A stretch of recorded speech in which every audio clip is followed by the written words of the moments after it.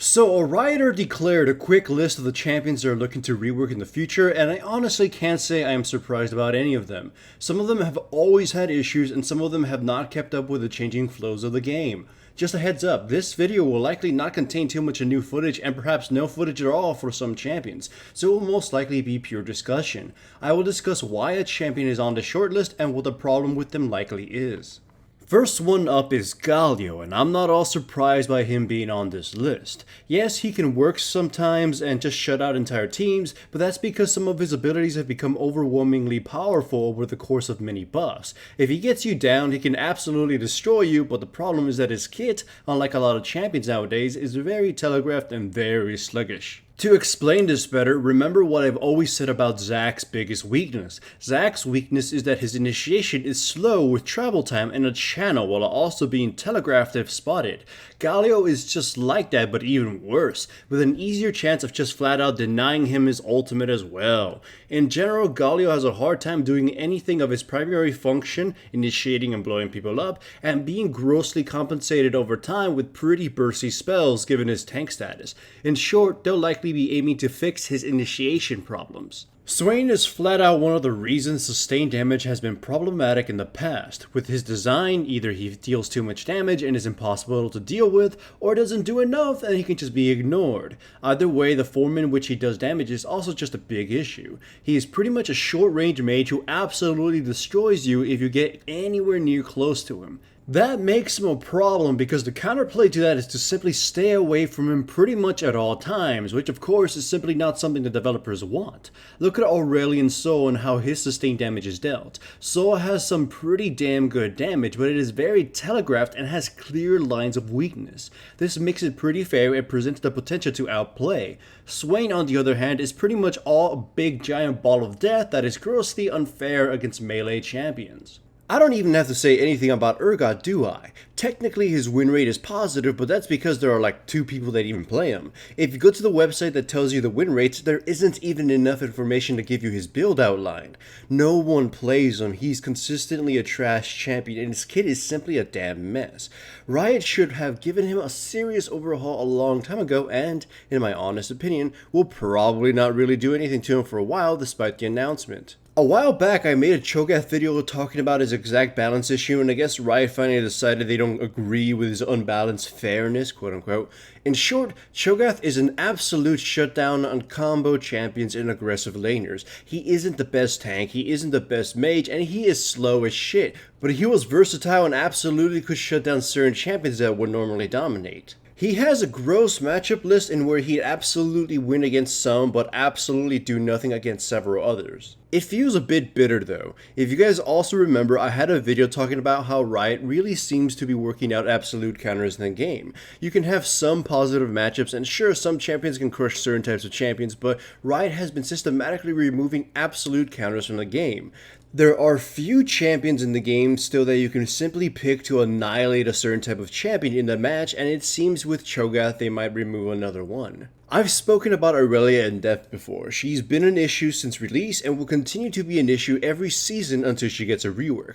Plenty of players will likely chime in to defend her, but her issues is flat out that she has way too much shit on her. She has too much absolute static power that makes her a numbers nightmare. Break her down into all her little parts and you will see that Aurelia has a ridiculous amount of boons. She has stuff too that would be considered ridiculously valuable to even grant a champion in the first place, like CC reduction, on hit sustain, and true damage. She was a desperate attempt from Riot to make a melee champion work out in the game, but it was a very short-term solution that created a long-term problematic champion.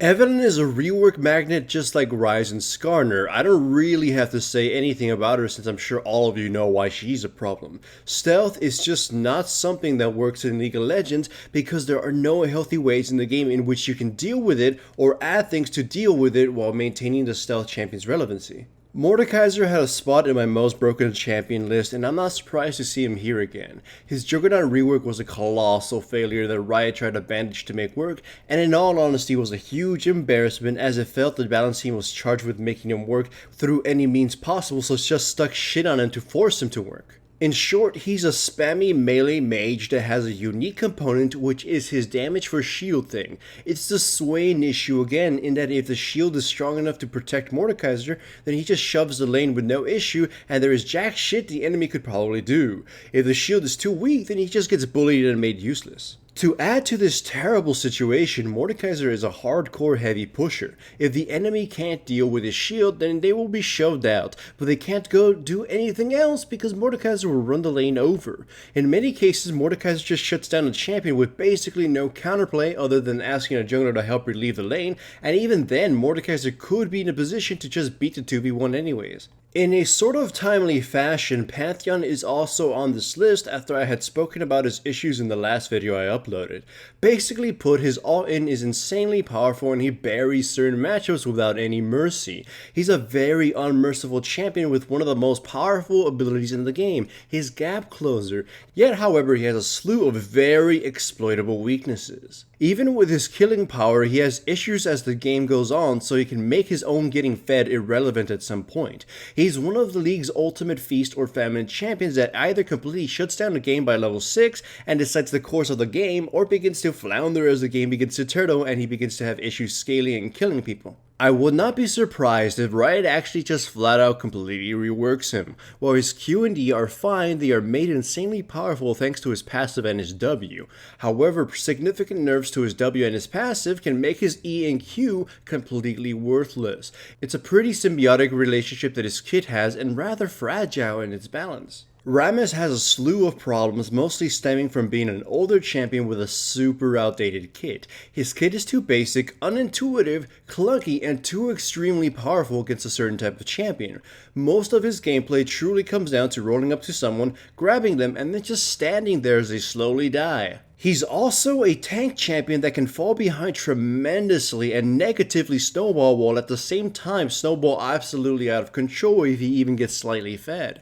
Ryze has needed balance changes throughout the years to stop him rampaging against certain type of champions, but at the same time has needed changes just so he can even function because of how fragile his ability to jungle is. I'm sure Riot is just tired of having to constantly change him and feel it's time to update his kit. I am not surprised Dr. Mundo is here, although I'm very curious as to what they can do with him. I honestly have no ideas what they could do to tweak him, even though his issues are quite clear. Basically put, Dr. Mundo would be a very terrible champion if it wasn't for his ability to triple dip into his gold. Mundo ramps up very quickly and becomes menacing and difficult to deal with way before most champions can even do anything about him, and is largely due to how his kit can multiply the value of his money. Over the course of the game, Riot has been slowly working away blatant cases of extreme value like this because it makes releasing new items really worrisome for these champions, and it's often only resolved by going overboard with nerfs to smooth it out, and then extreme buffs if anything in the future changes for them. In short, Dr. Mundo just gets way too powerful way too fast by simply building health items, and as a result makes releasing any other tank items really risky for Riot. In a similar vein, Nunu is facing the same issue. Nunu is a champion all about value both in giving it and taking it away. His W is an extremely potent buff on some champions, while his E and ultimate simply strip the power of the enemy team to a large degree. This was integral to Nunu since he usually can't do anything else and was considered half a champion for the most part. Nunu's purpose has been described as making an opponent less useful than Nunu, basically to remove an opponent from the game because you shut them down completely. Nunu is facing a rework for simply being boring for a lot of players, being overwhelmingly frustrating, and because his strength is not clear to most players. His kit has also simply not aged gracefully and needs to be updated. Now, I admit I don't know much about Akali, but from what I assume, it is likely it has to do with her being pure damage with no utility aside from the self-utility in the stealth, which in turn makes it so she absolutely abuses certain matchups and forces them to improperly use a vision ward to even attempt to deal with her. Which in turn, once they buy that item, could completely turn the whole match 180. So based on that, it's because her kit isn't all that useful aside from killing people, and it's unfair in that people have to throw away gold whenever they even want to contest her. Anyhow, let me know what you think of Riot's announcement about reworking these champions in the comments below. Remember, just because you like a champion does not mean they are perfect or problem-free. Thanks for watching! This channel is supported by my sponsors, Crunchyroll and Loot Crate. Check out the description below for links to the websites. Signing up for any trials, including Crunchyroll's free anime trial, greatly supports my channel. Also remember to give the video a like to support the channel and subscribe if you haven't yet. I've also made a Patreon now, and if you wish to support me through that medium, then I welcome it.